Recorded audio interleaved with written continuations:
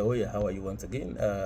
Continuation to the video that is on TikTok about how I got into medicine, how the owner of this book, very, very senior legal person in this country, Andrew, I won't mention his surname. I'm not sure that he wants me to mention his surname, so I just say Andrew. There are many Andrews in this world, so if you know me, you know him, you know who it is. If you don't know me, as my true caller profile says, kama hunijui, so kama hunijui inamaanisha humjui. Maybe namjua na hunijui. So that said, yeah, so how did I get into medicine? As I was saying, as I started off, and it's in the book also, I was staying at Andrew's place in Kakamega. I had gone to buy a Black Mamba bicycle. Those days, Black Mamba was the thing. Which year was that? That was around 2000 and... wait, whoa, 2000. Why am I lying? It wasn't 2000 and something. 2000 something, I was either coming back from university. I need to remember that I'm not very young. Yes, so that was around 1993, just after I completed high school. 1993, 1994, thereabouts. 1994, I believe. Early 1994, my mother sent me to go and buy a Black Mamba bicycle because that was a bike that was very, very popular then, as a boda, or of course, there were strong bikes for carrying stuff. So we needed a bicycle at home. Kakamega was where we had a huge number of people selling bicycles. We all know the story between our shemejis from Luya land and bicycles and boda, and how I believe boda originated from them, at least from the little history I know. So I went to buy a bike there. So during this time, I was running around doing my window shopping, comparing prices and stuff like that. I was staying with Andrew at his place. So it is while I was staying with him that the running joke between me and my cousins and nieces and nephews came up. The niece and uncle, Knes, and of course uncle Ankle. We are basically a joint affair. How did that come about? I went to church, one of the churches in Kakamega, one of the wonderful Sunday mornings. I'm in church, pastors come, prayed, preached, whatever. Then they're like, yeah, there's this special preacher coming in for the second service. Please make sure you come to the second service because he's powerful, he's wonderful, he's anointed, he's coming with the power of God. Today is the day that your problems will be solved. So of course, those days I was still like, yeah, anybody coming to pray for my problems to go away, I will wait. So I waited. Dude comes in, does his preaching for whatever period, and then calls for anybody who needs prayers. That time, my nieces, remember, my nieces, my elder brother's daughters, were in high school, but they were struggling a bit, with school, struggling a bit. We were struggling financially, so I went forward to get prayed for. We were told this guy was coming to pray our problems away. He was this powerful, wonderful, anointed, all the things that you can talk about, all the full things you can talk about of someone. So we were hyped. So I went forward, and of course there's a whole queue of people, like three, four queues at the front of the church, because basically almost half of the church had gone forward. Those who had never met him, especially those who were new to that particular church. So we were there. What he was doing was he would come with the microphone and say, ask you what the problem is. You tell him what the problem is, and then he prays for that particular thing. And of course he hypes up the church to pray together for that. And then he goes to the next person. And of course, when he's done, he pushes you and you fall back, and he's like, yes, you received the anointing. This is done. Enough is enough. You're done. Most probably, if you come for the next service, you do the same thing, and then you come 2 years later and you have the same problem, and you fall again, and that's another story for another day. So dude gets to me and he's like, yes, what is your problem, young man? And I'm like, yes, so my niece is struggling. We have financial struggles as a family, getting them to stay in school. My nieces, I know, please pray for them so that they do well in school. One of them, I think, was at that time going to Form 4. The other one was where they were Form 2, Form 3. But yeah, so I was requesting for the prayer. So my friend decides what he has had was different from what I had, what I said. So I say my nieces, and he bends down and begins to pray for my knees, and he's like, there, let us pray for my brothers, this young man's knees, because his knees are having problems. I don't know how my knees were having financial problems, but or had school problem, academic problem. But he was praying and touching my knees. I'm like, no, sorry, sir. My nieces, daughters to my brother. He's like, yes, let us pray for his nieces. You can see he has asked me again. We pray for his knees. No, pray for his knees. Pray for his knees. And he was there, and he's like, yeah, he's praying and breaks out in tongues. Should have bought a Honda, but I bought a Nissan. And he was and he prayed for like whatever number of minutes, and then he comes and touches my head, tries to push me back. I refuse to fall. Maybe that's why my knees refused to get their financial problems and the academic issue resolved, because I refused to fall. And he was quite upset, because I think I was one of the few people who did not realize I was supposed to fall. Unfortunately, later I began to fall, because that was the expectation. I didn't know. So anyway, I refused to fall, went away, and I'm like, bro, hey, you. So immediately, not immediately, that kind of stuck with me. But years later, I just one day woke up and began addressing my nieces, all my nieces, as my niece. And they in turn decided, I was like, yeah, so this is your uncle, not UNCLE, this is your uncle, NKLE, my dear niece, how are you doing? And then we decided, yeah, we have joint accounts, because your niece and your uncle are basically your joints. It sounds like a good joke in my head, but yeah, shauri yako we didn't get it. Anyway, so that's how the niece and uncle joke came about. And yeah, so I was at Andrew's place waiting to find the bicycle running up and down. So one wonderful night, we had gone and played pool, and also not played pool, because when you play pool, most probably you're in a bar. So we were probably in a bar, and we drank more than just water and tea, something stronger than water and tea.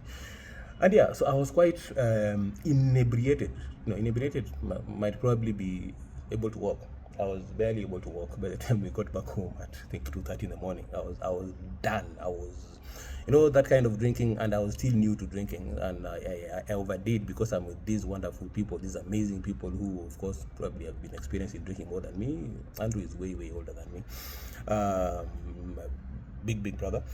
So here we are drinking with this whole group, and they're like, hey, kunywa, umetoka shule juzi, kunywa, drink, have fun, drink. So I drank, I had fun. By the time we were done having fun, I could barely see, I could barely walk. I was basically a zombie, fully qualified zombie. So we got home. Of course, you know how it happens, that you've drunk and you're drinking, you're new to drinking, and you've drunk everything, and you've drunk in copious amounts. And I think I mixed drinks, because I was trying out stuff. Bad idea. Didn't drink water, because I didn't know you're supposed to drink water. Bad idea. I didn't eat much. I didn't eat very well. I was excited. I was drinking with these big professionals, these big people in the country. So again, bad idea. Not the company, but they're not eating. Got home, and of course, Maura happened. So Maura came to visit, and we had the Maura session, and Maura eventually managed to keep my guts in my body. Went to bed, basically collapsed in bed. But somehow 3:30 in the morning, those hours when even the witches were still concerned for my safety and my well-being, because probably running around and doing whatever they're doing, and this guy is there doing dragon activities in the loo quite loudly and quite I'm pretty sure I scared Andrew's children. I'm so sorry. I keep polemic. It wasn't my doing. Well, it was, but yeah. So a call comes in. Those days we had landmines. Whoa. You see now what happens when you live in those places where landmines are everywhere, and you see them, and you have to be careful not to step on them by mistake. So you have to pee right behind the car on the tarmac of the road, because if you step off the road, chances are landmine is there, and that is the last time you'll probably pee in the air in pieces. Rest in pieces, not in peace. Yeah. Okay. So landline phone. So Gen Z's, Gen Alpha. So go and Google a landline phone, you will see, because I can't explain a landline phone. It was one of those that Andrews was a very nice GST, like high class one with the buttons. So the one we used to have growing up was the one that you and the numbers I remember even of it today, that my father used to ask me to make a call for him, and you have to remember to poke your finger in the right place and dial, otherwise you misdial and you have no idea, because there's no screen to check. Anyway, so call comes in, and Andrew calls me, wakes me up barely. I was comatose. So Andrew manages to wake me up, and he says, "Yeah, Arthur wants to speak to you." That's now my late cousin, who organized the whole Russia thing. So I'm talking there to Arthur. I'm not even sure I'm talking to Arthur. I'm thinking I'm hallucinating. Whatever is happening, we were having this discussion, and he tells me, Ben is my second name, Benjamin. So at home, when you come home, don't ask for Dave or David. Nobody knows who that is. Ask for Ben. Yes, we are. Yeah, so they know Ben. So Arthur says, yeah, Ben, you're going to Krasnodar. I'm like, to Krasnodar who? To do why? To do what? To how? He said, yeah, you're going to Krasnodar. Krasnodar is in Russia. You're going to do medicine in Krasnodar. I'm like, hey, bro, I did. This is something I never used to tell people openly, but I knew I never wanted to do medicine already by that time. By the time I was finishing high school, I did not want to do medicine. By the time I was finishing primary school, years before that, I already did not want to do medicine. I knew my father wanted me to do medicine. My father wanted my younger sister and I, Marcia and I, to do medicine. Marcia escaped gracefully and gratefully. I didn't escape, because now comes this call, and Arthur has decided I'm going to do medicine. And he says, hey, your late father had this wish for you and your sister and your younger sister. My younger sister was still in high school, winding up. She's 3 years younger than me. So he says, yeah, your father wanted you to go and do medicine. So you're going to medicine, and I found a school for you. I found a university for you, and I've registered you. I'm like, are you paying for it? He's like, no. So who's paying for it? My mom, now late, unfortunately. My mom was already old and retired. My father passed away after retiring. We didn't have the finances to pay for university, especially out of the country. He's like, I'm like, my mom doesn't have the money to. I don't have the money to. I'm not working yet. Of course, I wasn't working yet. I just come from high school. He's like, no. Your elder sister will pay, Gladys. She'll pay. I'm like, have you told her she'll pay? He's like, no, I'll tell her she'll pay. So I'm like, okay. So all this time in my mind, I'm scheming how I would make sure that I talk to my mom very quickly the next day, because I had identified the bicycle, and I think I had paid part of the money for it. They're putting it together. They have to assemble it and like tighten stuff and oil it and make it ready for departure the next day. So I began to scheme in this drunken state, with this discussion with Arthur, how I'm going to make sure that I get home and tell my mother to say no because she didn't have the money, and how I'll figure out how to get information to my sister, who was that time already out of the country, to convince her that she doesn't have the money to pay for my school fees. I didn't know, I didn't think she had it, but I did not want her to have it, so that becomes a reason for me not to go to Russia, not to do medicine, leave alone just go to Russia. So lo and behold, somehow even my mom did not know about it. He hadn't called any of them. He hadn't talked to my sister. He hadn't talked to my mother. He just decided, registered the school, called me, told me, you're registered to go and do medicine in Krasnodar. This was around, I don't know, early in the year, the first quarter of the year, and you enroll in September. So there are just a few months to go. So I'm hoping against all hopes, that my mother and my elder sister will say, no, this cannot happen, so that I have a good reason, and not an excuse, good reason not to go, because I didn't want to, but I didn't want to be the one to say anything. And he said, no, your late father wanted this, we have to honor his wishes. I'm like, cool. In my mind, I know I'm going to scheme. Went back to bed somehow. No recollection how I got back to bed, no recollection I got out of bed. I just remember Maura, and I remember the call briefly. I might be adding a few things to this discussion. No, I remember the call. But then by the time I woke up in the morning, I was like, whoa, first of all, the hangover was powerful. You have ever had a powerful hangover? If you have, you know. If you haven't, don't look for one. But have you had that hangover that you feel like this part of your head is coming out? Your eyes are being pushed out from the inside, and your brain feels like it's saying, hey, oh yeah, I need to get out. A boot open for me somewhere. So I need to go now, because you did things to me that should not be done to a human brain, a human being. So I'm in all this trouble. I'm barely functional, and I'm thinking now, can I go today? Can I not go today? And with this physical condition, my ailment, I had a friend the other day who woke up in the morning and she believed she had Ebola or some very terminal disease after having a nice night out drinking. Unajijua wherever you are. And tunamwita Mrs. Daktari Wakili. Yesterday she was promoted to a full medical doctor, and Ale became a full medical doctor. We all became full medical doctors yesterday at DACO Awards. We were all doctors. Kwani mtadu. Don't ask us which doctors, but we're not witch doctors, but all doctors. So back to the story. I couldn't go. I couldn't take the bicycle that day. I was in a state of nothingness. So I agreed with Andrew to travel the next day, so at least I recover from my ailment. So hangover. So all this time I'm thinking, wait, was there something that happened last night apart from the drinking and Maura's meeting? So I asked Andrew, and Andrew, you knew what had been discussed before you told me, because that smile you had, I even set you up. I wrote about it in the book. The smile that Andrew had on his face told me he knew something, but he refused. He wasn't letting on. So if you didn't know, Paul, but me, I've said in the book that you knew. I suspected, and I put my suspicions in the book so that people know that I thought, watching you, that you knew. So he had this smile on his face, but I'm like, yes, Andrew, there was this call. Was there a call last night? He's like, yeah, there was a call last night. Who called me? Was it Arthur? I'm like, yeah. He's like, yeah, it's Arthur called you. So I'm like, oh, do you have an idea what we spoke about? So this smile broke on his face, a very sly grin. No, probably he has that grin most of the time, Andrew Paul.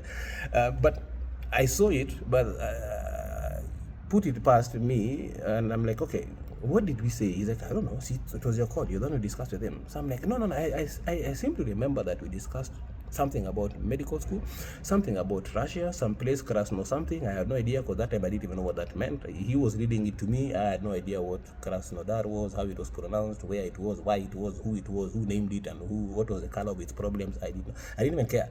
I cared less. So I narrated to Andrew this discussion, which he claims he did not know about, but I highly suspect that Arthur talked to him about it, then asked him to get me on the phone. I don't know. So if I'm misrepresenting you, probably for the last many years that I've done that, and basically unashamed, because it gave me a good reason to blame, not to blame you, but to complain in the book that you knew and you never told me. Anyway, even if you told me or not, I ended up in Russia. I didn't want to go to Russia. This is my story about how I didn't want to go and do medicine. But I'm grateful that I did, because now without that, I probably would not be speaking to you today about my experience as a medical doctor who is in the humanitarian space. I wanted to be an entertainer. I think I've spoken about this before. It's also here. I wanted to be an entertainer. I've always had this thing with making people laugh. I think it comes easy from childhood. So primary school, even before I went to school, I was the comic of the house.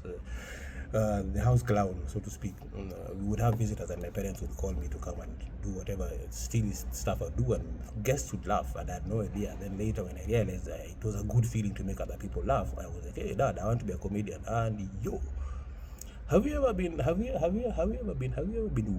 Have you ever been whooped like Kushandwa? Have you see Osha? Have you been beaten? It wasn't physical, it was physical, not like punched and kicked. But there's this belt that my late mom had, a green leather belt that had, was it 8 or 10 strands? I can't remember right now off the top of my head, but it had several strands to it as part of the design of the belt. So my father would take it and fold it into two, because it was quite long. So now already, if there were 8 or 10, they are folded. Now they are 16 to 20. And that's what he would use to whoop us. So he whooped me to get that madness out. He was basically exorcising this demon of stupidity, this demon of thinking that we can go look for entertainment as a career. This shetani shindwe talk riswa, and he was whooping it out and whooped it out and whooped it out. He was mad. How dare I tell him that I want to become an entertainer, I want to become an actor, I want to become whatever it is I wanted to do that was not medicine. He did a good job. He did a good job on me. Well, not a very good job, because today I'm exactly partly that same thing that he didn't want to become, and I became, thankfully also. So back to the story. So we still the same story. So I never wanted to do medicine. I wanted to be an entertainer. I'd always wanted to be since childhood. I was primary school. I was doing comedy mime, making people laugh in the class when the teacher is not watching, because I wasn't talking. I'm doing silent comedy. People are laughing. I am there. When the teacher looks up, people are laughing. She catches the people laughing, and I have a very serious face. I even became a class prefect, because whenever people are laughing and making noise, I was the quiet one. So the teacher assumed I was the very serious one who was not doing anything, and everybody else was being naughty. I became the prefect. So now I was the one who would make them laugh and then write their names as noisemakers and report them. How I didn't get as teachers for being a snitch, I have no clue. But I had this bully who like tortured me for many years. So maybe that was my karma getting back to me. Anyway, so I wanted to be an entertainer.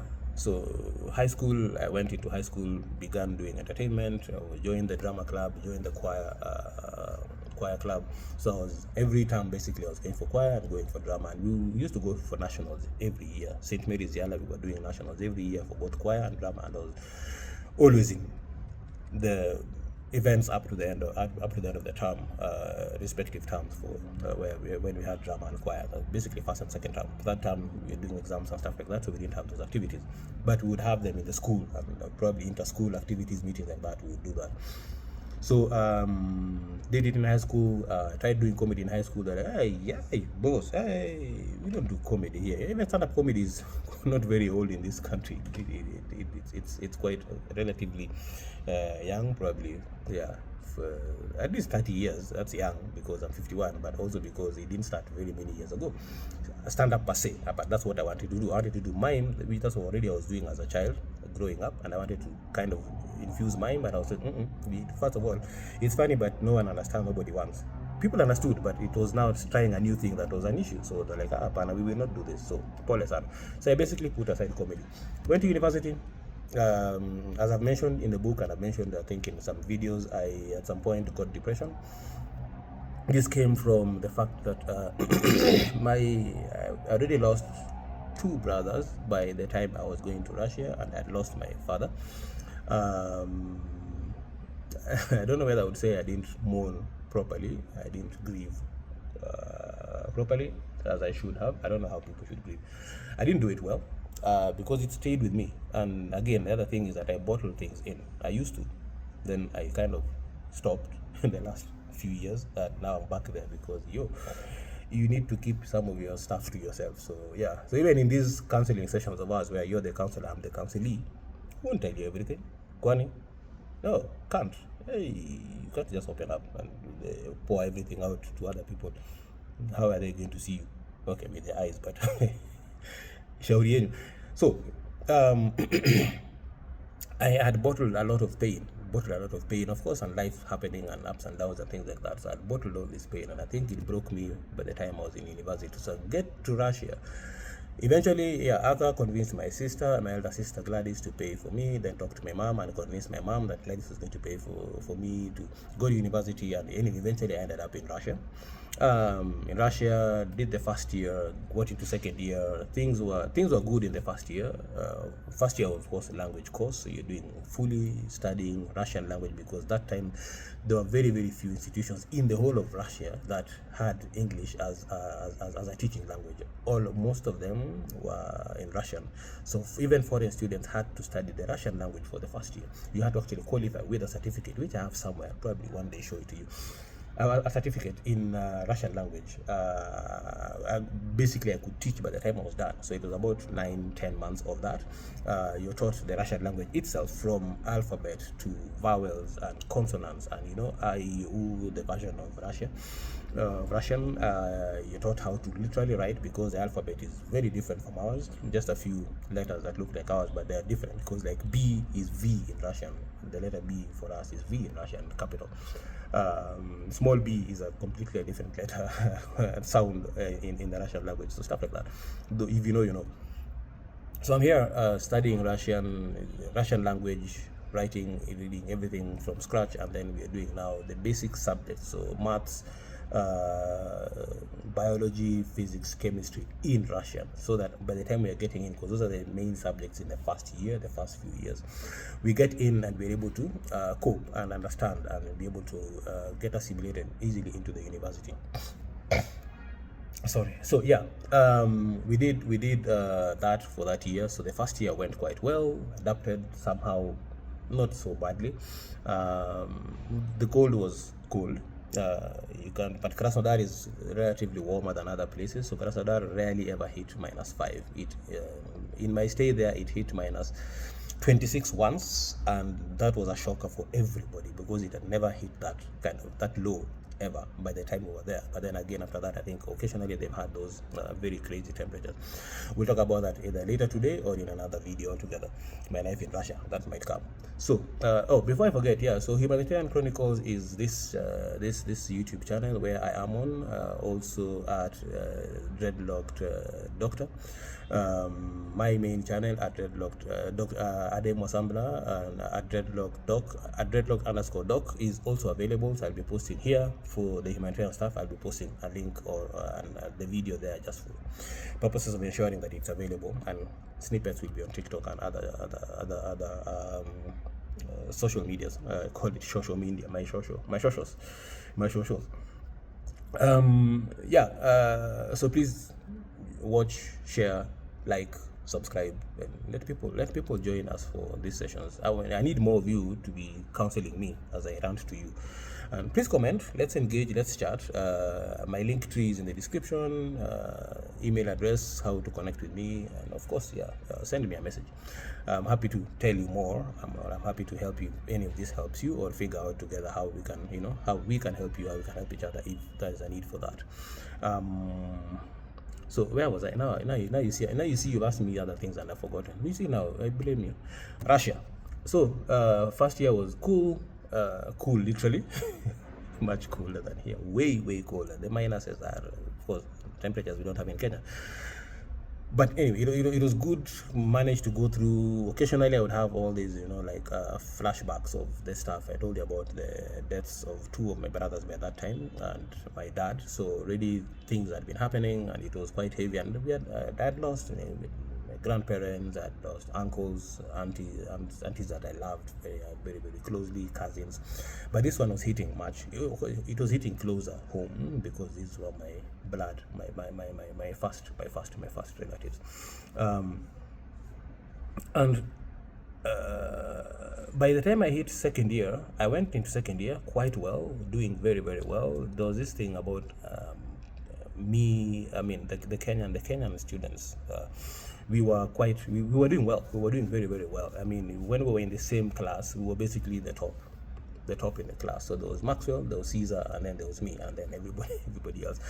Our classes were separated, but others were together. So the foreign students were in their own classes, but being taught in Russian by Russian teachers, of course. So everything was exactly the same curriculum that the local students had. Major lectures, we would then now go in together with them most of the time. So there was international department, international faculty in Asani faculty. That's where we were. Then we had the local faculty, the department. So occasionally we would mix together. Exams we would do together now, everybody at the same time, exactly the same exam in Russian. So there's the struggle of studying medicine in itself. It is not the easiest of subjects. Then there's now medicine in Russian. There's medicine itself. Then there is medicine, of course, comes with Latin and stuff like that. And medicine by itself is not the easiest of courses. Then you have Russian, which is tough, but already by this time, I'm thankful that I'm good at languages. So I was able to pick up very quickly, and I was quite fluent, able to think through and speak quite fluently, and even write quite well. I mean, of course, I had to be able to write because I was in university. So went into the first year. First year was okay in the university. Okay in terms of I didn't struggle very much. Of course, I would get the flashbacks of what had happened at home, what I was carrying, what I was struggling with. But of course, again, I didn't talk. I'm talking now. Whatever I can tell you, I didn't talk about my stuff. So nobody even knew in my family what I was struggling with. Not even my elder sister Gladys by this time. So come year 2 of university, things were getting much more difficult because for whatever reason now, I don't know whether it was by this time, I think we had now started working with cadavers, dead bodies, or whatever it is that the classes we do, studying the muscles, studying the skeletons, studying the nerves and all that kind of stuff on dead bodies. I don't know if that's the trigger. I'm thinking now. I've never thought about it. I've never thought of what triggered the collapse of my mental state. But at some point, by the mid of the second year, I think in the first 3 months of the second year, I was okay. Then I started to find myself getting into a depressive state.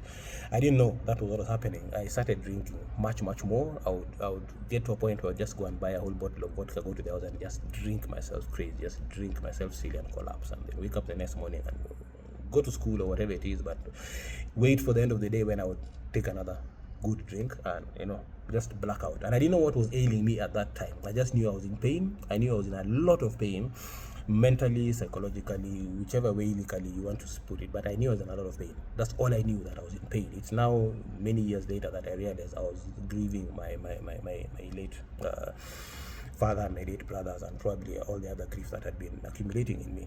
So I was there struggling with this. I had no clue. By the time we were getting to the towards, I think, in the third quarter of the second year in medical school, I was no longer even attending classes. I didn't want to. I wasn't able to. Even I went to class, I was just there sitting, doing nothing, zoning out, and it reached a point I just wasn't going to class. I wasn't leaving my apartment. I would leave apartment when now there was completely no food and I had not eaten for several days, and go and eat it because I just feel pain.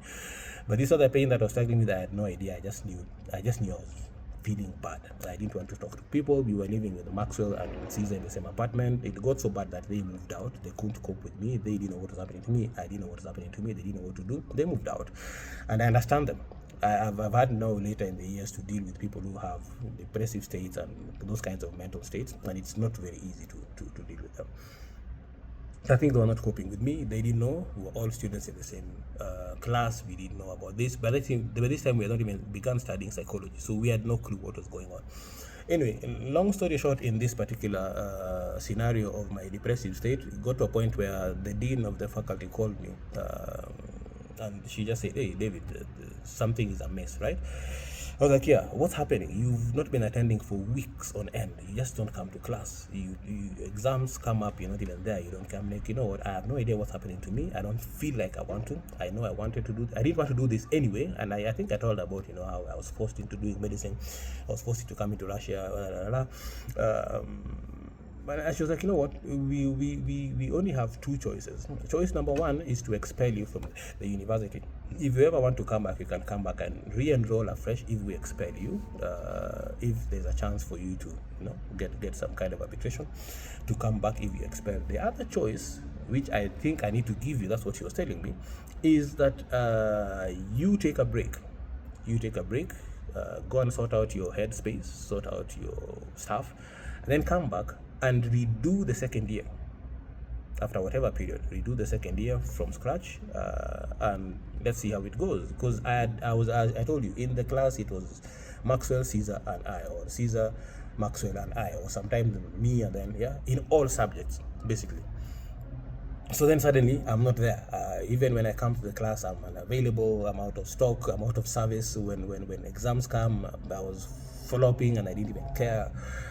Or I was never there at all. Exams will come and I don't care. I didn't even go for class. I don't go for the exams. So it was months that this was happening. So I really appreciate the dean of the faculty for not expelling me, because that's what they should have done. And she was very clear. We would have done this, but having seen my record from year 1 and year 2 to that point where now things went crazy, went very dark, she was like, "You know what, let's try and see if this works." So I had the choice, and I told her, "Give me a night." So I went back home, thought through it. Somehow in this muddled mind, in the dark place where I was able to kind of figure out that I probably should take a break and then go back later. So I went with the second option of taking a break, fixing my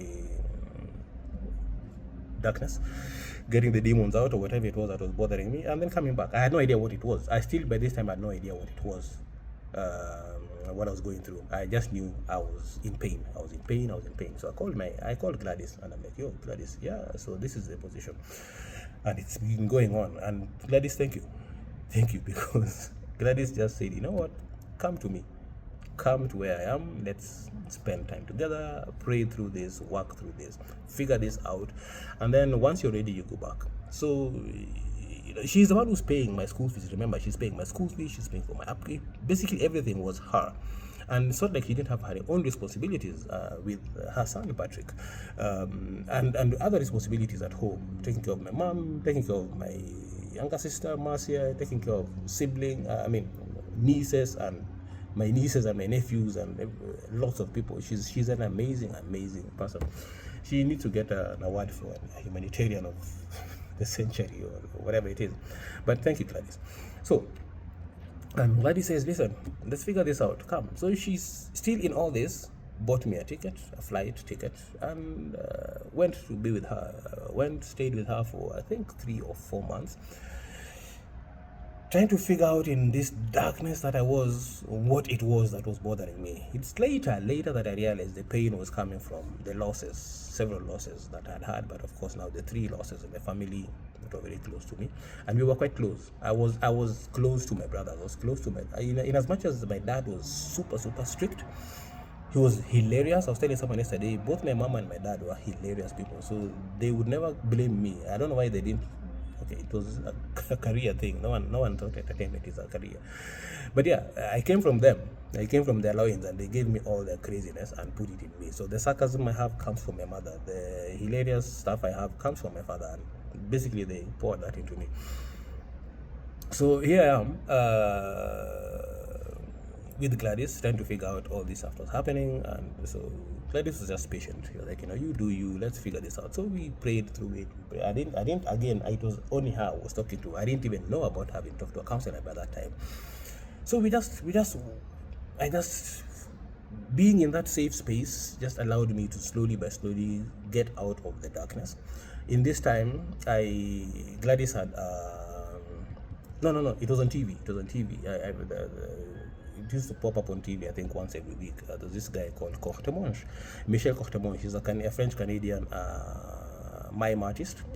Hilarious mime artist. I was watching him, and I think in watching him was the first time I actually laughed after months of having been in this darkness. But just generally, nothing was ever good. Looking back, I'd been struggling with this for a long time. It wasn't just a month I had started going away from school. I'd been struggling with this for a long time. It just kept accumulating to the point that now these months now hit me hard, and I went into the complete darkness. And I'll be honest, I thought about taking myself out, but I didn't go with it. I mean, of course, I'm here, but I was at a point where I wanted to get out of. I wanted to get off this earth. What was I even doing? What was the point? What was the point? Unfortunately, I've been there again, at least once or twice in the recent years. We'll talk about that maybe in another video altogether. Yeah, so here I was with my sister, wherever she was, and with Patrick. Patrick was still much younger then. That's how we got very close with Patrick. We were basically brothers. Good brothers, good friends. We grew up, I would say, together, because he was at home with us when Gladys, his mom, moved to the country where she's worked for close to 40 years, and then she took him. He was very small, so we basically raised him at some point. So here I was, figuring out my darkness, my shenanigans, whatever it was I was going through, and then Michel Cortemonge comes on, and I watched his first mime, and I was like, yo, first of all, hilarious. Second of all, this is what I do. I've been doing mime. I didn't know it was called mime, but I've been doing mime for years. I was, at least, in primary school, and then it kind of died off in high school, because when the guys are like, Apana, we don't do those kinds of, that's Charlie Chaplin stuff. We don't do that here. That's for TV. That's what I was told, I think, and that's for TV. So we can't do that here in school. So I didn't do it. So I watched the first, and I'm like, yo, I asked my sister, who's this guy? She said, Michel Cortemonge. He's French Canadian, so because he speaks a lot of both French and Canadian. Whenever he utters some words, it's both French and English, French and Canadian, French and English. So I watched him, and then I'm like, I need to tape this. So I taped it. I taped all the performances that were available on TV. Tape, and just had. So I would just watch them and binge watch, and I would basically, it's like you doom scroll on TikTok. That's all I was doing. So you imagine the VHS tapes. Okay, you don't remember if you're not, if you're Gen Z, Gen A, you have no clue what that is. So go and Google VHS. So I would just put it back in and watch to the end and rewind. I think it was like 90 minutes, and watch and rewind. It was exact. I mean, I was enjoying this because it was resonating with what I love doing, and I'm like, there's a whole performance of just comedy mime. I mean, I'd been seeing Charlie Chaplin, but that's, it's a different kind of thing. This guy would be on stage doing all these different mimes, and I'm like, this is what I want to do. Then I began replicating or reproducing or redoing and copying what he was doing, and now combining now with other mime stuff I used to do as a kid, and I'm like, I can actually do this. I can do this. Let's do this. So did that, learned mimes from him, began creating mime. Gladys didn't even know about this when I was there. I didn't even tell her. She just knew I was watching this guy repeatedly, and she find me laughing hilariously like a crazy person, which I was, always will be, and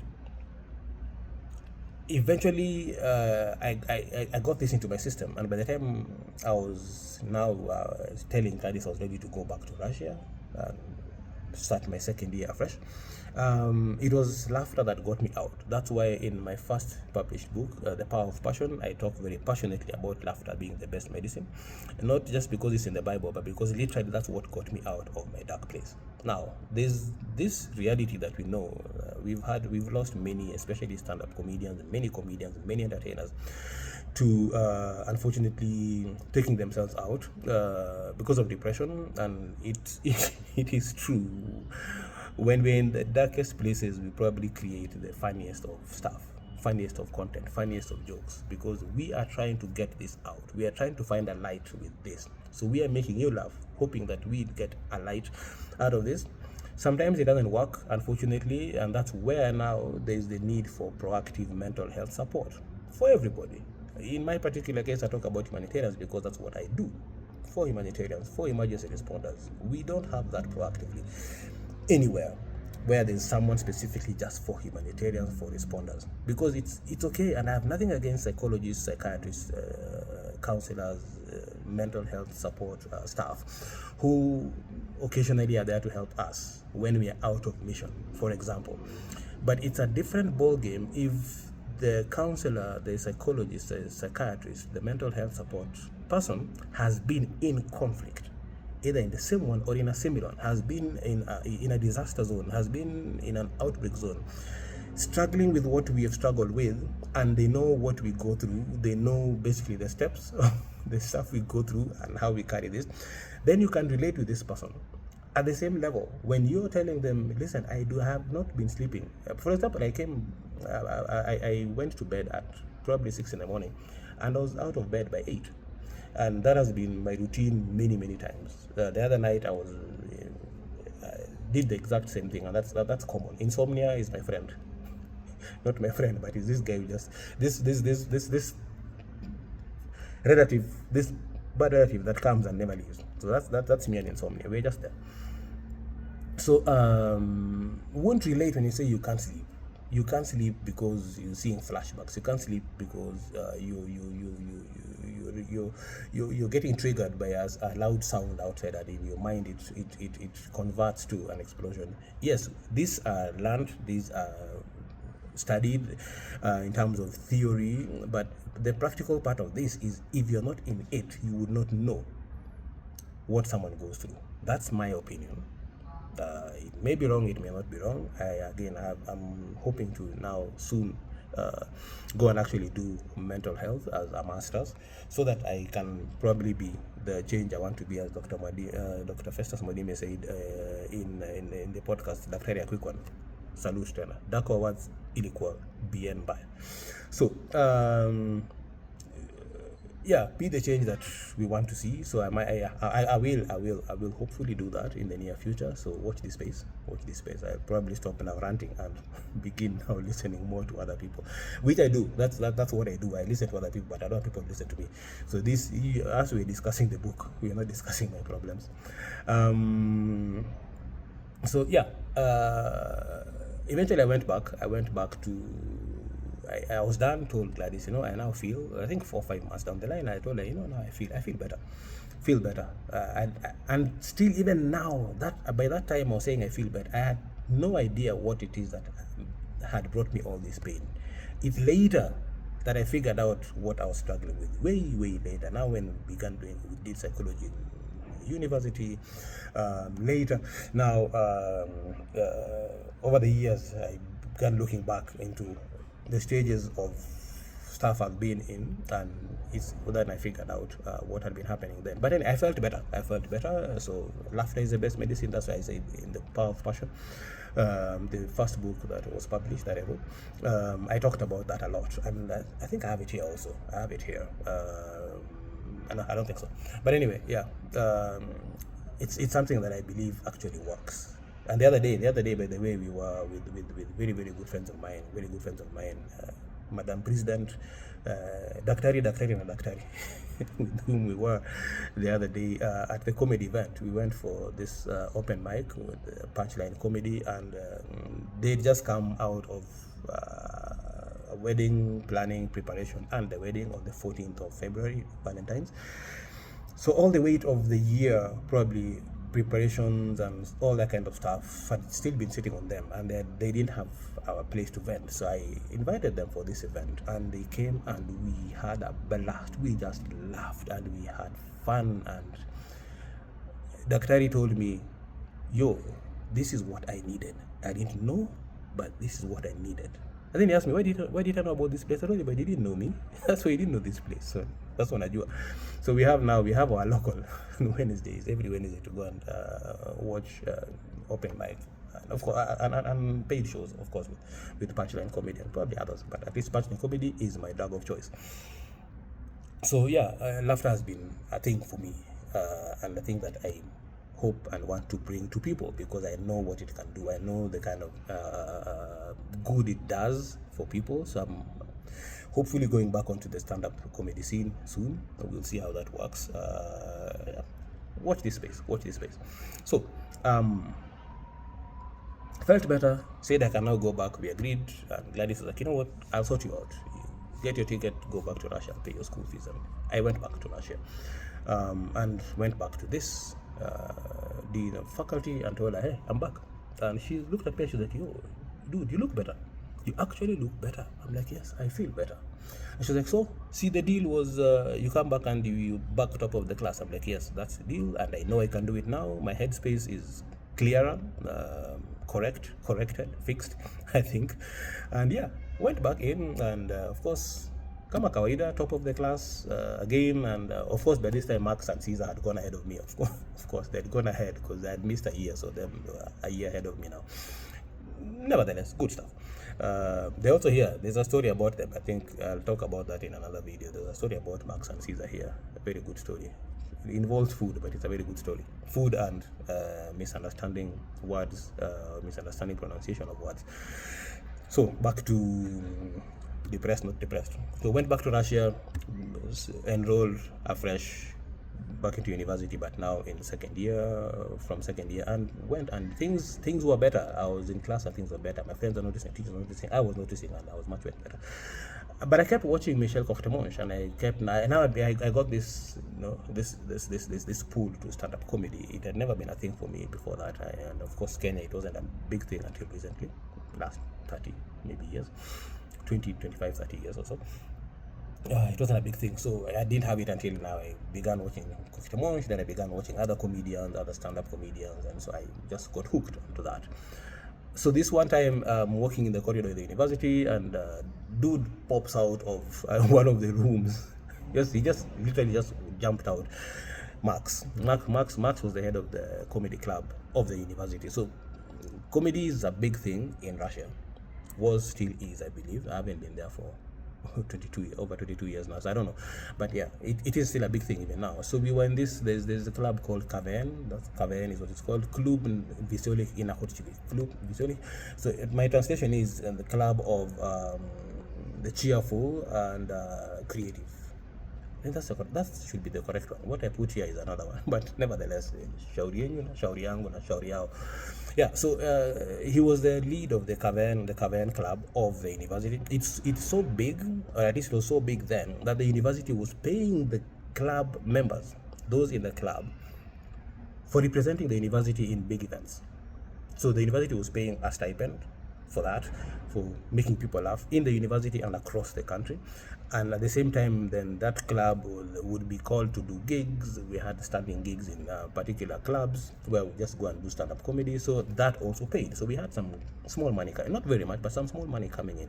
Of course, it would end up in the liver, because we would drink all of it, most of it. So Max jumps out, and I think he was wearing a chicken suit or something, one of those funny. So he jumps out and he meets me. I think it was by coincidence that he jumps out of the room. He was jumping out to just do a jump scare on people, and I'm the one who was passing. So he jumps out and meets me. Of course, I wasn't even moved by him jumping out of the what the hell. So he comes to me and he's like, yeah, do you speak Russian? I speak Russian. What's up? I mean, I'm here, so I speak Russian. He's like, yeah, you want to join us for comedy? I'm like, no, bro, that's not for me. I walked away. He's like, okay, fine, you come back.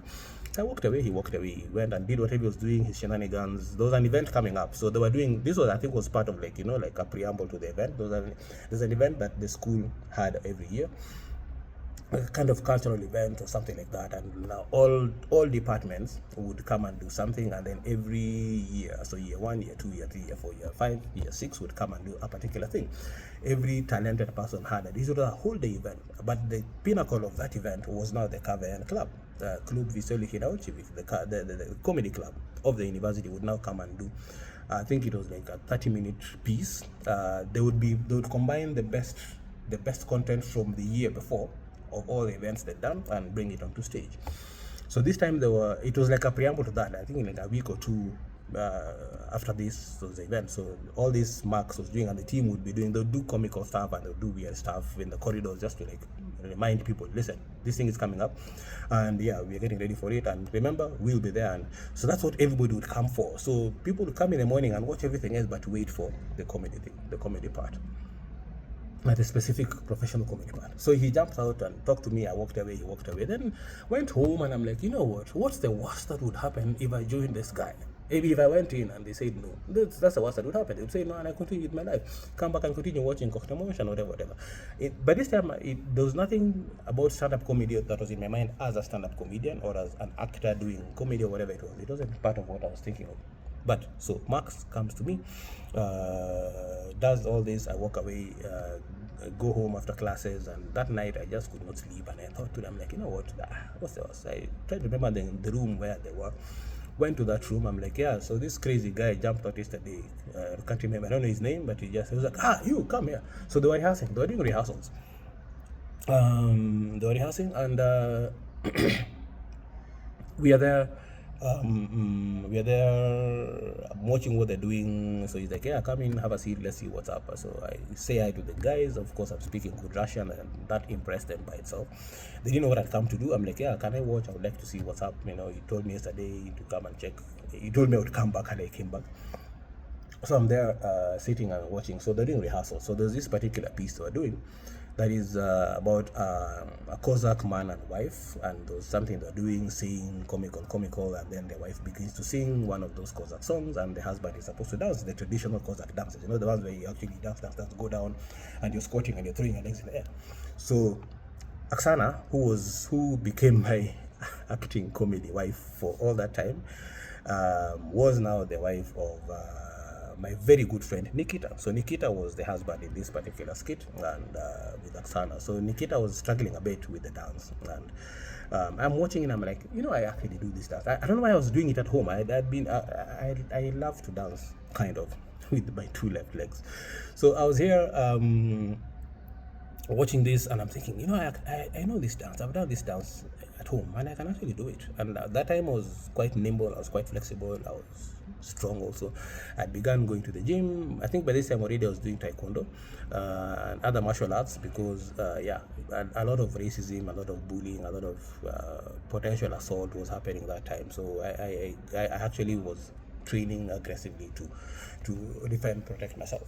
So so I was able to do that dance easily. So I'm like, hey guys, so they are repeating and repeating. And so the only part that was stuck at was the dance. So everything was going well, hilarious, awesome, but the dance wasn't working out. But I had no other choice, because he was the only guy who wanted to do it, and the other people were not like very willing to do that anyway.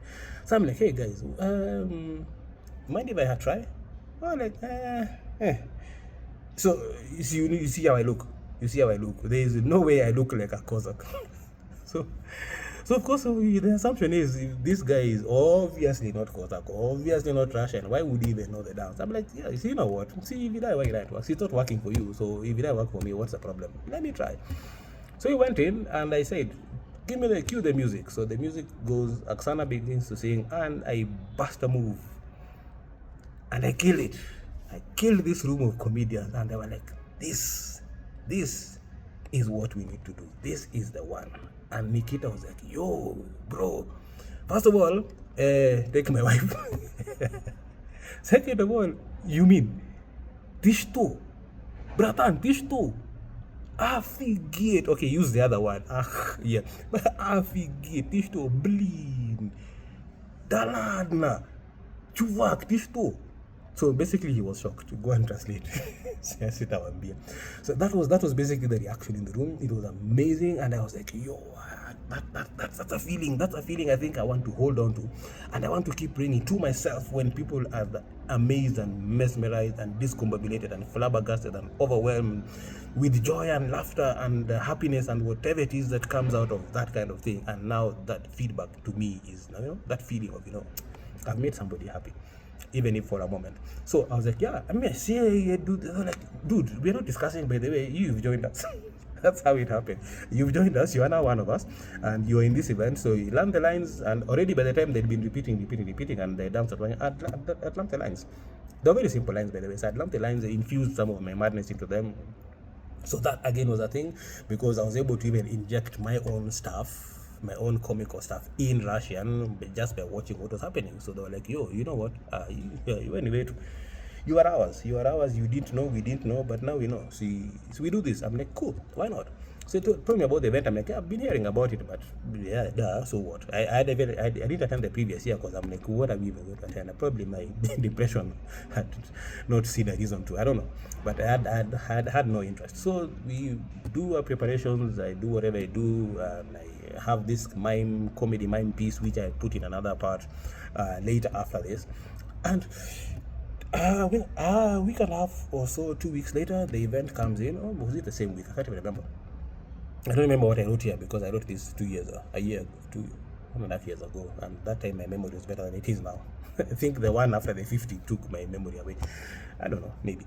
So we go for the show, and the show happens. Every other performance is okay, but people are waiting for Kaven Shiki creatives. People are waiting for us. Yeah, waiting for us to come on stage. I had not been seen yet. They were hiding me because this was going to be like the punchline of the punchline. So no one knew. They went in, whatever stuff is happening. Me, I'm just tagging along, like, a random student was come, and I happened to get backstage. So people didn't know what I was doing there. No one had a clue. This was like a good, well hidden secret. So time rolls up.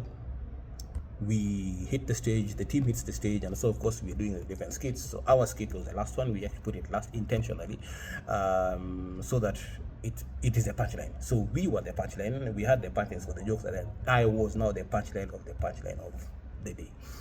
So things are happening, people are laughing, people are happy, and then suddenly I walk out in the traditional Kozak, where we were fighting and complaining about something with Oksana, with my stage wife.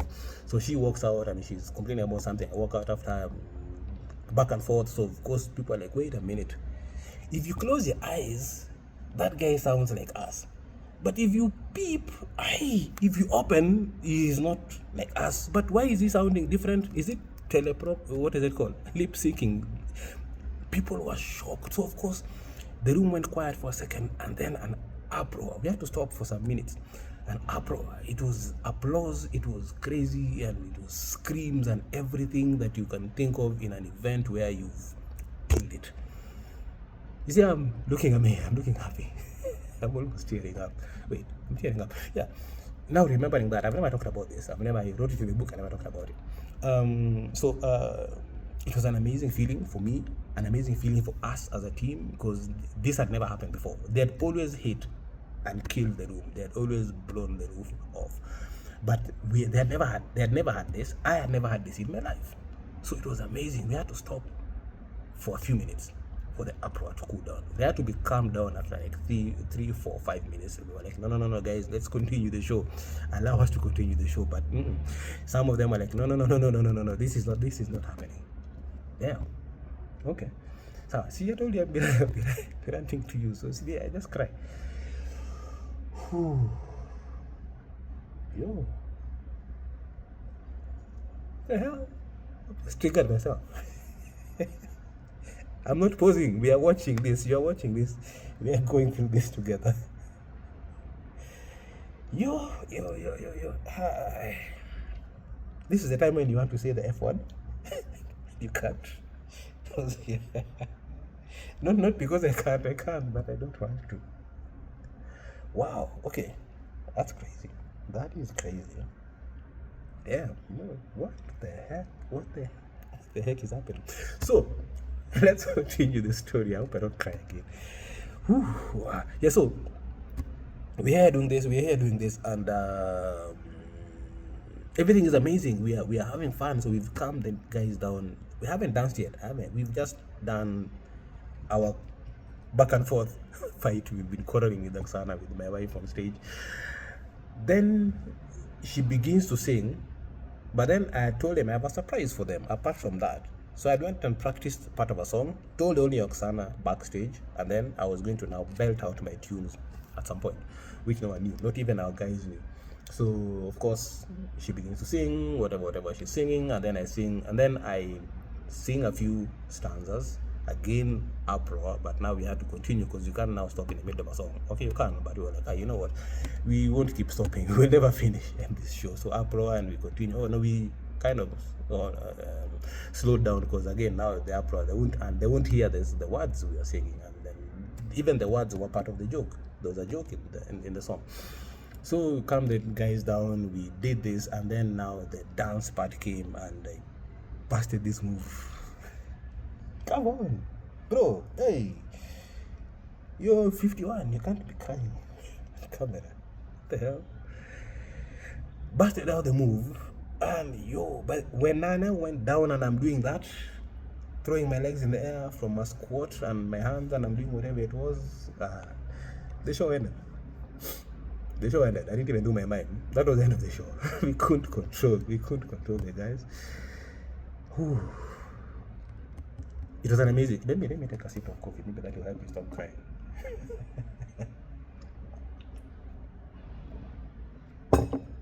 I apologize not. Yeah. So the show ended. That was the end of the show. We killed it, and that's how I became popular in Russia. Anyway, so yeah. Long story short, I joined the comedy club. We went for events. I became basically, one of two African entertainers in Russia. One was a dancer in Moscow, and then there was me in the comedy club. Of course, I'm also a dancer, so I'll do the dances, the lingalas. That time it was lingala, which was like a big thing. So I'll do the lingalas, and of course that was a whole new thing in Russia. Of course, at least among the Russians, and even among the Africans, me doing that, and then of course hearing that there's an African on stage doing comedy in Russian. Hey, let's go and watch. So I mean, it was big, and I'm still amazed, and I'm still humbled by that to date. But then Max, Sasha, Nikita has the book. Max, Sasha, you need to get the book, and everyone can Oksana. All you guys, please get the book. Get on Amazon. Me, I don't want these things of borrowing, asking you to get your free copy. Why? They don't know what I'm saying, but no, they know in English, they translate, but the way and the like, they don't understand. Pakupai technique utafadhali. What? Now you saw that I talked about this. Pakupai technique utafadhali. Why am I speaking Russian and speaking Kiswahili? The moment I go into the other language, I suddenly start speaking everything. Pakupai technique пожалуйста. Я вас умоляю, почти, нет, я не умоляю, вы должны, вам нужно покупать эту книжку, вы тут вообще, я написал о вас. Я же вам сказал и даже просил решения от вас. Вот, вы тут, покупайте, читайте. Никита уже читает, он говорит, что вообще интересная книга, потому что много что он знал про меня, и еще есть больше того, чего он не знал, а он вот теперь читает в книжке и знает побольше обо мне. Вот так вот. Покупайте. So, that's how I joined comedy, and that's how I became a professional comedian, stand-up comedian, TV actor in Russia, and I think in Edigay also. I did a show in Edigay. There was this guy who saw me and just said, you have to come, and I went to Edigay, and did all these shows. So by the time I was coming back to Kenya, I was fully into medicine, which I still did not like. By the way, I still did not want. I did not like medicine, but I was doing it, and I couldn't now let down Gladys and let down my family. It was being paid for heavily. I had to do it and finish it, and then probably come back and quit. And that's what happened. So got back to Kenya 2002. Unwisely went for the pre-internship exam a week just after I got back, not knowing that I didn't know English anymore after 8 years of being in Russia, speaking in Russian. English was like, bro, see you later. That's me down here. So yeah, got into the exam, and the only thing I remember to this day from that exam was paracetamol alleviates fever, yes or no? That's possibly the only answer I got right. After struggling for almost an hour to understand what does alleviate mean. So I know paracetamol reduces fever. I know elevate is to go up. So alleviate probably means to go down. So it is to reduce. So I put, yes, it alleviates fever. And the other questions were Greek or other languages, tongues to me.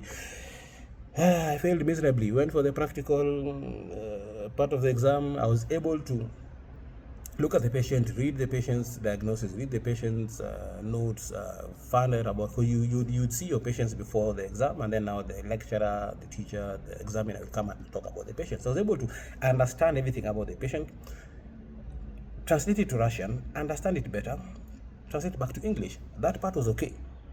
It's now the ad hoc questions that were a problem, because the lecturer would ask them in English, of course.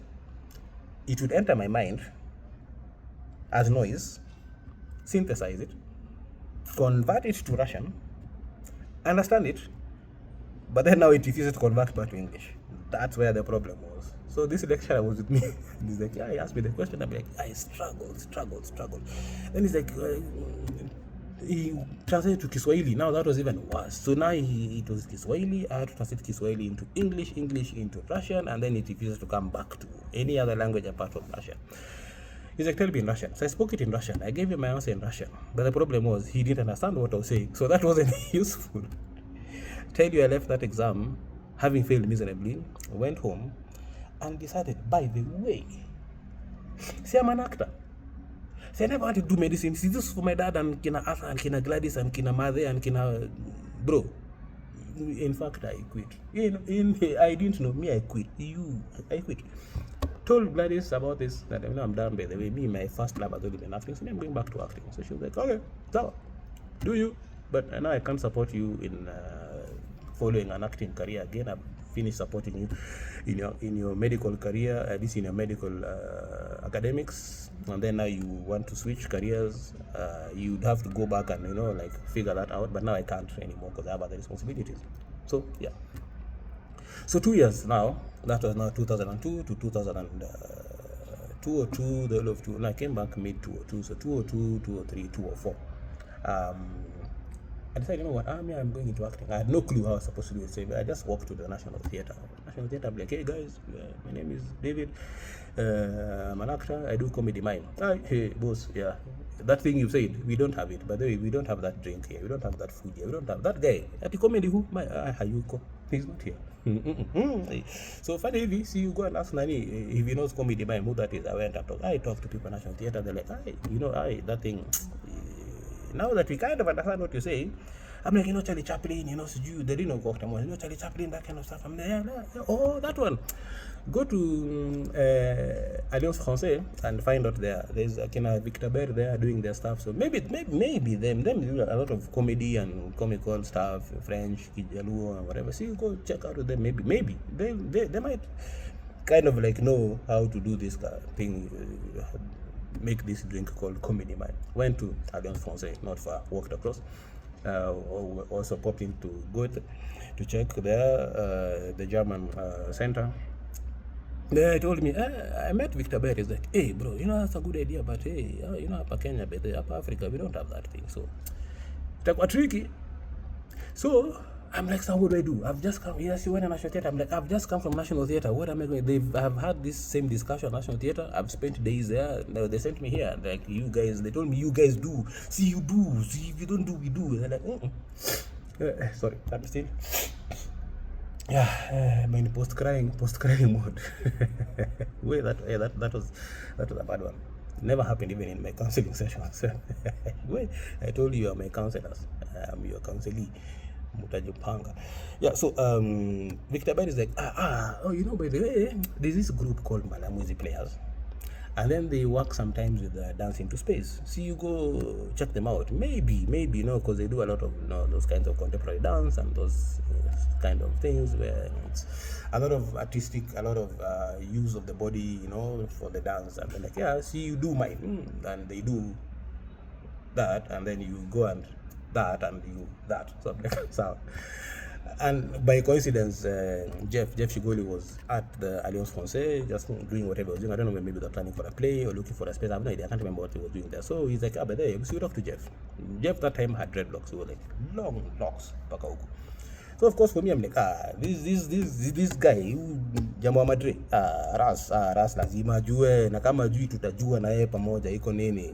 These locks of mine are 4 years, so don't assume I had locks then. I did not. If you see Baba Boy from the real houses of Kangware, he didn't have locks, he didn't have tattoos, he didn't have muscles, he didn't have even this. This was like a small one, Baba Boy was like a doctor-ish. he wasn't this guy. By the way, at Daco Awards last evening, I'm there emceeing, doing my thing on stage, and I'm told, there's this organization that has sponsored during their speech, they'll have a patient who has survived something, and the patient will talk about briefly how this happened and how this organization, this facility helped her to get through this. And it's something that ideally, one would have to go for invasive surgery. They would have to open her up and do whatever, and then, but in this particular case, it was that they did a non-invasive procedure, which I think is one of the first in the world being done here, at least in Africa. And she was a success story. So we planned for this. We had been told about it, but I hadn't met her. I didn't know who she was. I didn't know most of the people by the way in that room. I'm sorry, but you thought I knew you because I was talking about you like I knew you. I didn't know most of the people apart from the organizers of the event. I didn't know anybody else. Of course, the senior professors I know by name, some of them by name, some of the senior doctors by name, but and the guys who are on TikTok, like Dokwa Muranga and the like, I know them by TikTok. Beyond that, nothing else.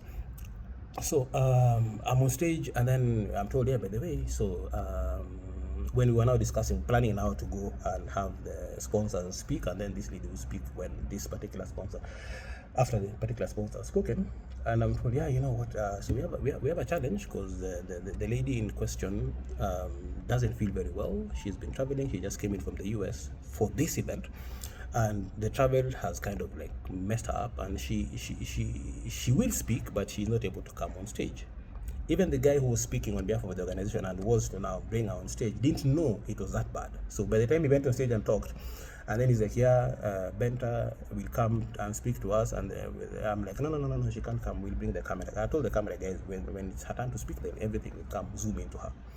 So they're telling me, by the way, so the patient is over there, the lady is over there, and so she can't stand, so we need to figure out how, you as the MC figure out how we do her interview there. So I look in that direction, you do a double take, and the person looks so familiar. I'm like, wait a minute, it cannot be. Don't cry. It cannot be. First of all, it cannot be is because I'd been told there's a patient who has survived something who's come to talk about her experiences and how this procedure has helped her, and has traveled all the way from the US and has come in just for this, and is now feeling unwell because of the travel from the US. So it was an honor that she has actually made time for us. They've made time for this, and she as the patient has made, and she's unwell and she's still here with us. That was one. But the second part is, her face looked familiar. And I look at her and I'm like, no way. So I walk over to her and we're like, don't worry, but I'm looking at her, I'm like, no, this cannot be the person I think she is. So we talk some. I'm still in MC mode. I haven't come back to, like, I know you mode. I'm in MC mode. So I'm like, we're planning. Yeah, we bring the cameras to you, bring the mics to you. Da. So Robert, when you go on stage, you speak about haifu. You'll invite her to come and speak, but please, she will. We didn't tell Robert this, but she asked for that. So I'm like, yeah, Robert will speak, and then he will invite her. I'm like, Robert, when you speak, invite her. So he didn't. I thought he knew inviting a man, letting her know she's going to speak, and then I give her the mic and camera, zoom into her or come to her. He didn't know. Anyway, so I walk over to her and I'm like, yeah, thank you so much. It's been a pleasure. It's such an honor to have you here. Thank you so much. And I'm realizing she doesn't seem to know who I am, but I know who she is. Then I lean to her. I'm like, Mama boy.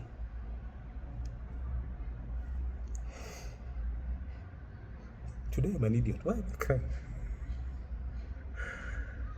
Oh my gosh. Yo. Okay. Yeah. Okay. So I'm like, Mama boy. Then she stares at me. And it hits her. Because I left the show. I left the Real Houses of Kawangware as Baba Boy in 2014, around October-ish. That's when I quit. And I was quitting because, of course, at that time, again, things had been really, really tough for me in life, financially, career-wise. I'd been out of a job for 2 years. During this time, you're seeing me on screen. I was basically jobless as a doctor and as a program manager in NGOs, but I was acting on stage. I was acting on TV, but again, it doesn't pay very well. Reality is reality. It doesn't pay very well for everybody. It pays well for a few people in the industry, not for most actors. We're not paid very well. Tuseme ukweli. Wenye mnalipa msituambie, we know you, the directors, the producers, and the few like main characters, you guys are good. It's now the others who are not the main ones, and the minors and the extras. You know that we go home with sometimes 5,000 shillings in a month. You know. Passion is passion, but let's be real, yeah. So anyway, so I'd been struggling with all this thing. All this time I'm doing my Chekam Toyaishi charity work, like doing comedy, stand-up events to raise awareness on neonatal mortality due to hypothermia. Whatever money we get from these events and from these shows and whatever it is, I'll now put it into room heaters to donate to hospitals, to neonatal clinics, to newborn units, to like make sure babies are warm just after they're born so that they don't get hypothermia and pneumonia. So I'm doing all this charity work. I'm on TV. You guys are seeing me there, Baba Boy, in a suit most of the time. All the time I was in a suit, they're like, yo, this guy looks like he's doing well. I was doing badly. You remember the Honda CRV that I had at the beginning of the show that I put Jambi in the boot, telling her that as Baba Boy, not me, but as a Baba Boy, put Jambi in the boot of the CRV, telling her that is the safest part of the car, and she's okay, and someone met me later and he's like, I can't enter your car, you put me in the boot. I'm like, bro, that is TV, that's not me, that's Baba Boy on TV, because I had the same car. Then but at some point I sold the car because I needed money. It's again equal up and down, so I won't tell you the whole story, go and read it yourself. Anyway, so we are doing counseling. So I left 2014 now to seek for work. I had been seeking for work, but I wasn't getting, for whatever reason. I guess it was in the cards for me in life to become an international humanitarian, because by this time I had looked. St. Teresa Hospital in Dendegua had just opened around that time. I went to them with my nice, I think that time it was 7 pages, my nice 7-page CV with all these accolades, with all these things I've done, and I'm like, bah! Give me a job. I can even be the CEO, whatever it is, of your facility. See me, see this CV, boss. You. That was 2014. Yeah, I never got the job. Many years later, I think about 4 years ago, I met now Dr. Maura, the owner of the facility, and he was operating. I had a growth and he was operating me. And before surgery, so because we had a colleague, so I was sitting with him in the room where I was doing the notes before I go into theater, and we were chatting. I'm like, look, but you remember when you're opening the facility? Yeah, I brought my CV and I wanted to get a job, but they never gave me a job. He's like, I'm like, yeah, go look in the archives if you still have those documents. You'll find my CV there. He's like, can I employ you now? I'm like, bro, you can't afford me now. I was already in South Sudan. I'd already done I think 8 years of humanitarian work. I'm like, you can't afford me. You cannot afford me. You can't afford me. Paul Sana.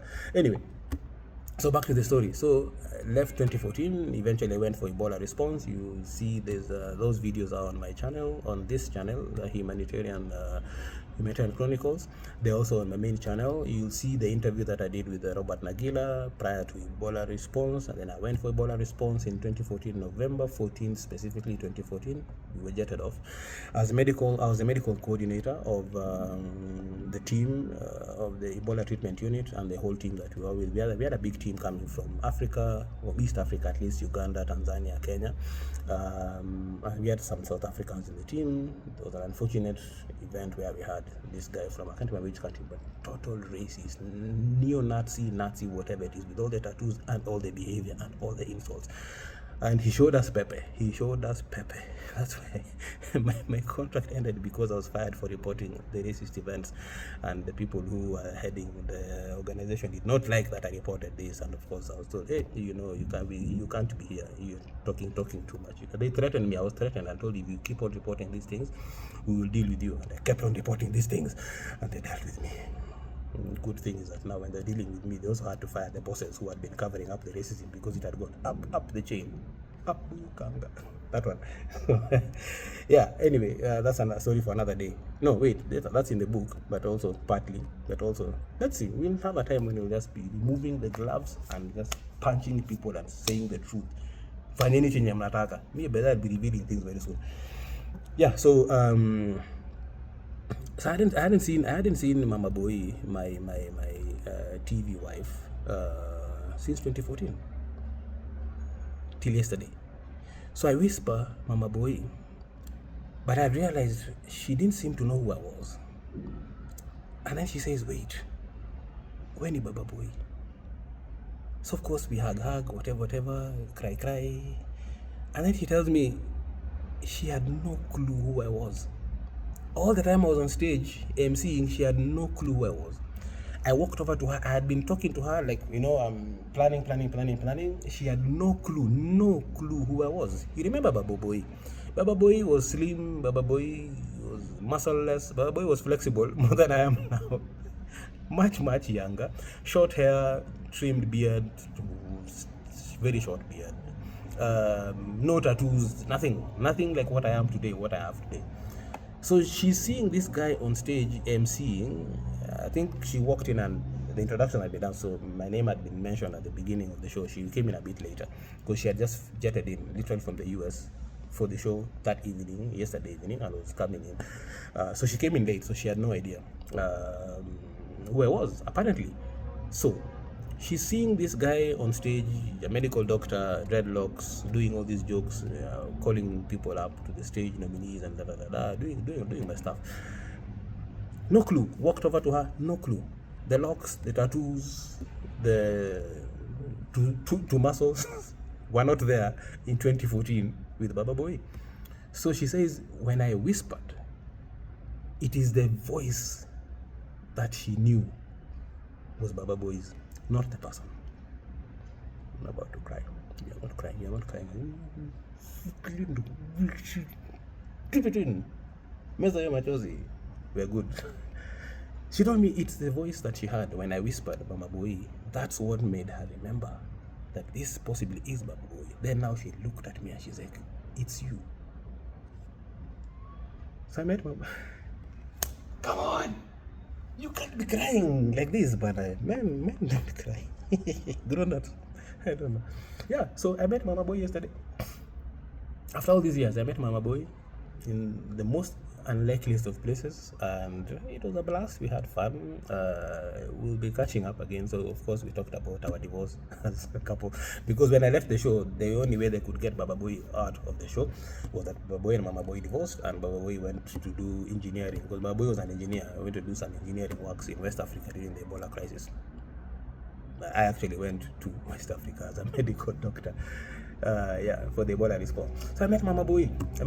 Anyway, so yeah, I've been doing my acting for many years. Can't remember where I was before I talk about Baba Boy and Mama Boy. So poleni sana. If I lost track, which I know I've done, I've lost track of where the story was. So we'll just continue from where we are. Cindy, that's what counseling is. It's for you to now come and tell me, hey, by the way, hey boss, there was a point of madness that you digress from? Can we come back and fix that? You will tell me where we were. Anyway, so I ended up now becoming a medical. So I had quit. I was doing my acting. Did my mime and my whatever's. Met Jeff Shigoli with his dreadlocks. Talked to Jeff Shigoli. I have come back. You see, I sometimes remember things. So yeah, I was like, yeah, Jeff, wewe rasta utajua na nitajua na tutajua. Hakujua. But he said, you know what? By the way, he was with Mbalamwezi and other teams. He was with Mbalamwezi and also was as a dancer. Jeff is a very good dancer. He was, at least when we were very close. We parted ways when life happened. We didn't atuko kosana. It's not that we fought or anything. Just paths were different. I went back into medicine and he stayed in acting and of course did his thing. Amazing stuff. So we need to catch up. I've been looking for him. I just can't find him, but I'm sure I'll find him very soon. Maybe he'll watch this and look for me somehow. You tell me. Unajua pale Jeff Shigoli yuko. Tulikuwa naye Mbalamwezi players. Rasta. Sasa Rasta. I saw a photo of his. Now I think he's doing something in the volleyball space in the country in sports, and he's shaved his locks probably because of political reasons of how or the position he has. I don't know. That's he will tell me one day, hopefully.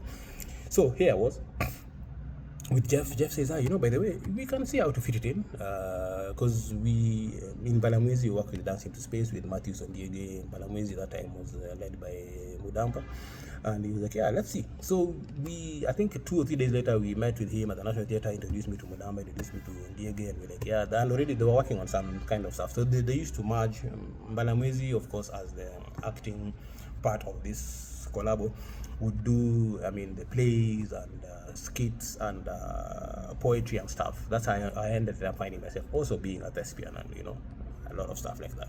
I'd been doing a bit of poetry. I've done a bit of poetry. Actually, most of the funerals, I don't know why it's funerals. Most of the acknowledgements at funerals of relatives and even they would ask me to do a poem, and because I just one day wrote a poem for somebody. I can't remember, was it for my dad or for one of my late brothers? And then we were like, oh, by the way, see, you can write. See, you write. So they would ask me, see, you to do a tribute in poetry form. So I've been doing that for quite a time. It's been a minute since that I'm not done, but I've been doing that. I was doing that. So I joined them. So Mbalamwezi players was doing, of course, the art. The spoken word part of the act. So it was the plays, the skits, poetry, and then they would occasionally find spaces where they now work with Dance into Space. Spaces with Dance into Space. That one, you understand it the way you should. I've said what I've said. Yeah, anyway, so they would find a point to collabo, and then now they would have either poetry with contemporary dance, which is now what Dance into Space does, and interpretive dance or whatever it is that it is called nowadays. So they would do that. So then we were like, but we can actually fuse now comedy mime into this, because I was doing the mimes with dance, I was doing the mimes with of course, a lot with my face and my hands, and of course my body. So they're like, yeah, we can see how it works. So that's how I joined Mbalamwezi and Dance into Space. I was in both, and we did wonderful stuff. On Diego, we need to meet. Mudamba, wherever you are, tupatane bwana. Whatever happened. We know what happened, and yeah, let's catch up. So we worked with them quite a bit. That's how I now got into the Kenyan scene. A few, I think 2 years into all this, to me having quit medicine and gone. I quit, but eventually I was like, you know what? I need to just remember. Let's just do medicine. Let's do this thing. I realized that the reason I quit was because I failed the exam. It's not because I didn't want it either way, but I was like, see, I've done it and I've qualified. I have my degree. So just do this thing and get into the system, get registered, and then we see how things work out. So I began preparing, began studying, began now sorting out, trying to remember English, or do code word. I would literally look for old newspapers and stack them and just do code word, and do crosswords and read newspapers so that I remember English. It worked. Did my studies, got books, revised and prepared myself. I was working in Mukumu with Dr. Yeko. Dr. Yeko, wewe ujanunua kitabu. Ile story ya Ganglo nimeandika hapa ndani, na ile story ya wanaume walikuwa na choma. Man, yo. The first day I went in, and we had this man who Mukumu Hospital, Mukumu Mission Hospital, I think. This guy who was basically melted from this area of his abdomen all the way to his lower thighs, melted. And I couldn't understand. I'm like, and then he wasn't the only one who was burnt, specifically around the groinal region. Groinal. There were quite a number of them in that particular day, and then they just kept on coming. So this day I'm like, hey, Doc, Kwani, what's up? What's going on? This seems to be, it's a trend. Hashtag groinal burning. I don't know. He told me, yeah, unfortunately, a lot, if not most, of men there don't work, expect the woman to work, and then come and collect money from them, and they're sometimes violent and also abusive verbally, and then they go back to drink with this money and come back the next day and they want more, and then when they come in the evening or come at night or come out at whatever time, they are drunk and they've spent all the money that they took from their wife, and they're demanding for food and konji. So the woman eventually breaks. She's done with this whole thing, waits for the guy to fall asleep, boils water, boils oil, and pours on the guy. And specifically because konji is the main problem. Men, I think, either forcing themselves on the women or forcing that the woman must konji with them. And they don't want, of course, all this will happen. So a lot of that was happening. So Dr. Willis Yeko, tafadhali, si tupatane, nunua kitabu, tupatane, nunua kitabu. Whichever way, book you are here, nunua. But also, let's catch up. But then we were chatting the other day, so it's not like we haven't caught up. We are catching up. It's just a book he hasn't bought. So you see, Andrew is your friend. Andrew has bought a book. So wewe lazima ununue a book in solidarity with Andrew. Ndio usome chenye imeandika kumuhusu, asome chenye imeandika kuhusu.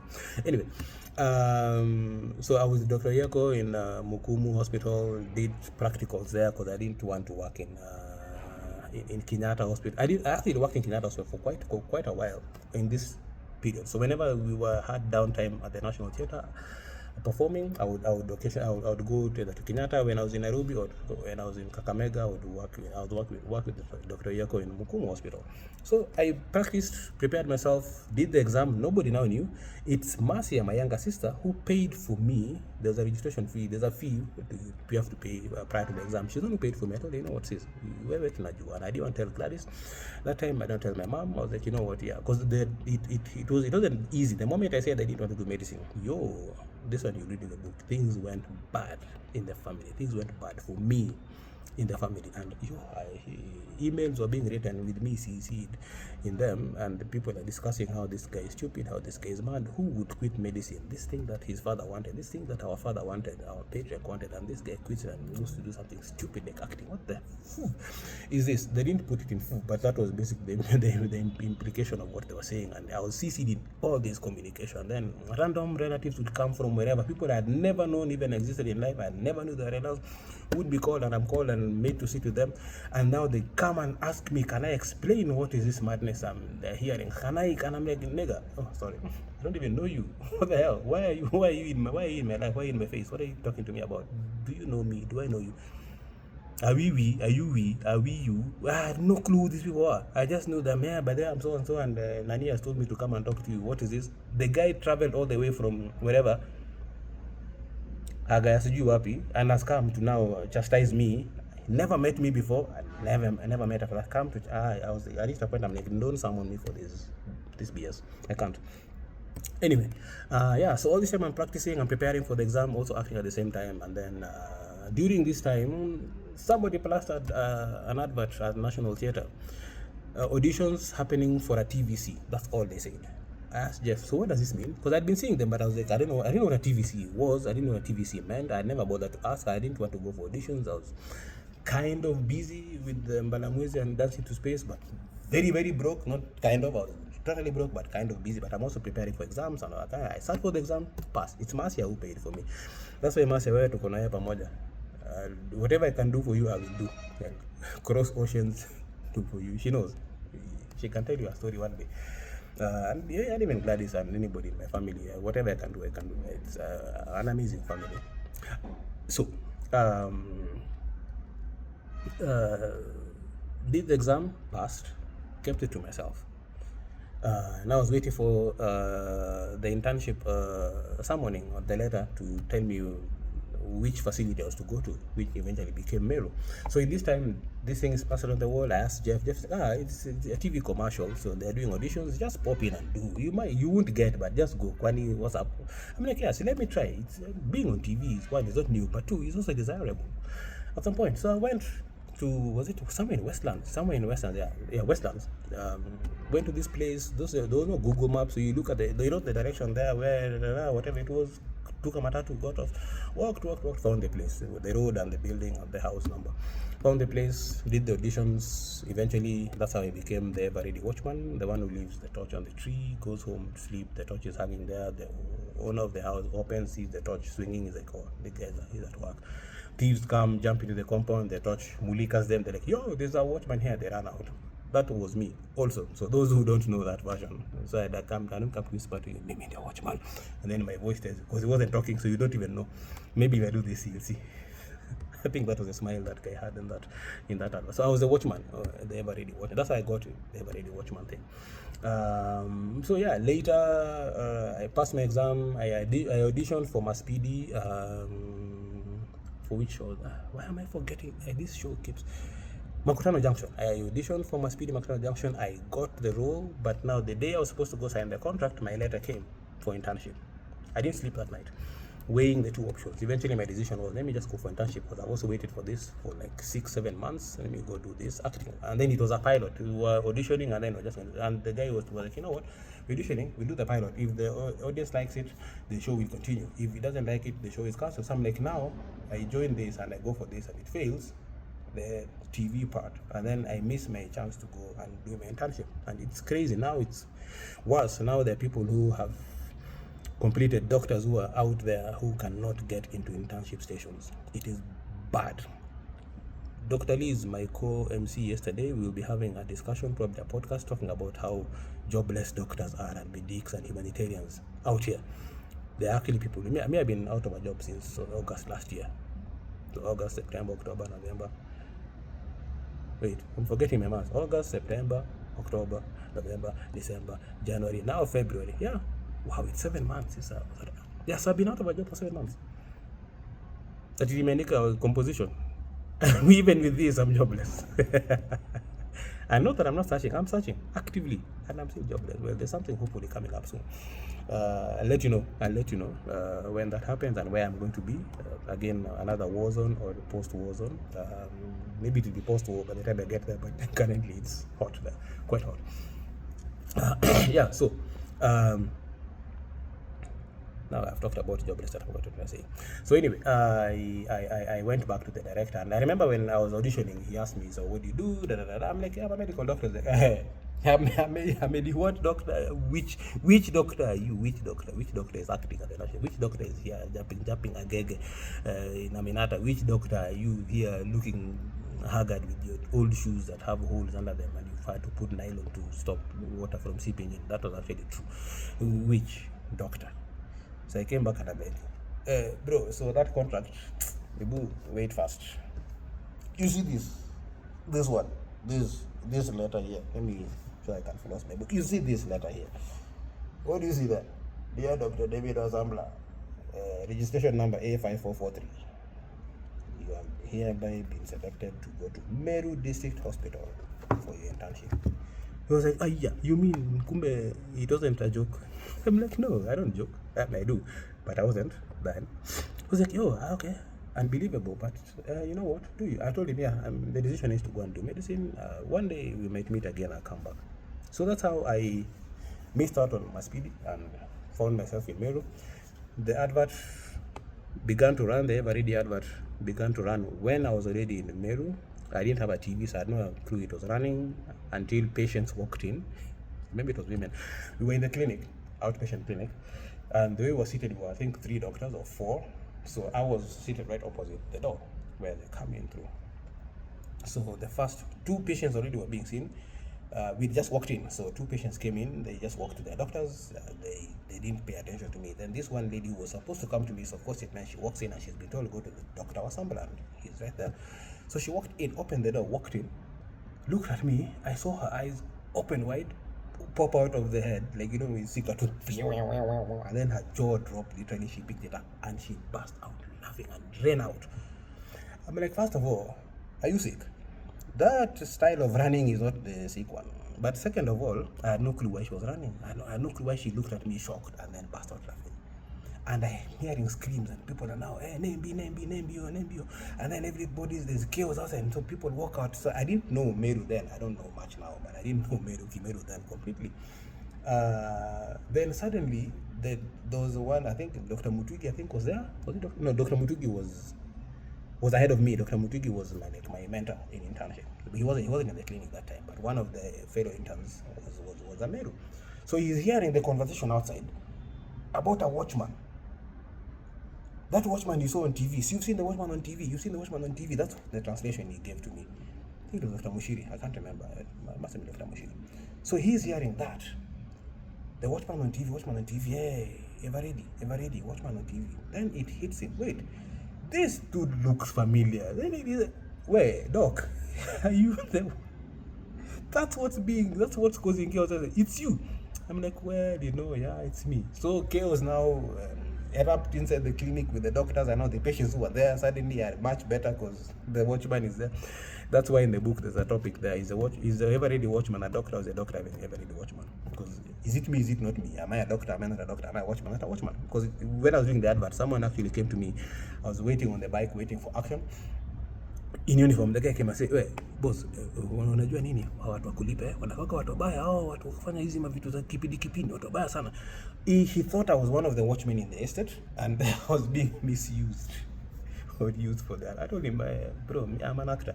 I'm not a watchman. He goes, oh, okay, sawa. Uko sure ni actor? I'm like, yeah, niko sure mimi ni actor. I've been asked, am I sure I'm a doctor? Am I sure I'm a Kenyan because of my name or Sambla? Am I sure I am sure. When I tell you I am sure, but maybe tell me what you think I am. Anyway, so yeah, that's how I did the very commercial. So chaos in Meru Hospital. Now everybody is now telling everybody, and now the story is spreading, and now people are coming to peep and see. Now the nurses have had coming to peep and see the doctors here. That clinic was quite chaotic. We managed to finish it, and then now the whole story, and now the whole hospital. Now, the watchman is here. The watchman. So I think there was a suspicion that there were suddenly more patients coming to hospital those few months after the story spread that the watchman is a doctor, to come and see the watchman. But anyway, yeah. So that's how Everready came about. Baba Boy, of course, came up later, again during another a 2-year period of joblessness. I think we can stop here now. Sindio, we'll talk about now Baba Boy, the Real Houses of Kawangware, Hapakule News, and other things I've done in Kenya on screen. We can talk about that in another video. It's been 1 hour 41 minutes. Thank you so much for your patience. Thank you so much for being here with me. Thank you so much for your time. Thank you for listening to me. Thank you for watching me cry. That has never happened. I have no clue what happened. But again, yeah, there's something I'll be talking about, triggers and traumas and triggers, and I think I triggered something. I triggered a lot of things. Thank you very much. This is Dr. Wasampula, aka the Dreadlocked Doctor, aka the Dreadlocked Dog, aka the Dreadlocked _Doc. Humanitarian Chronicles, continue watching. Let's keep this locked and let's keep on sharing. Please share this, share with other people. Somebody might be helped. Somebody might be helped by my crying. I have no idea. Somebody might be helped by the things I say, the jokes, and somebody might be helped by listening to the heavy stuff, and they're probably going through a heavy period. Please share this, like, subscribe, and yeah, let's engage. Let's comment. Let's engage on this. My link tree is in the description of this video and in the description of the channel. Please check that out. Look at all my social medias. Niko hapa YouTube, niko Insta kilogramu, niko TikTok, everywhere, kind of, not everywhere, and I'm not on Snapchat. I have no idea how Snapchat works, so I give up on that.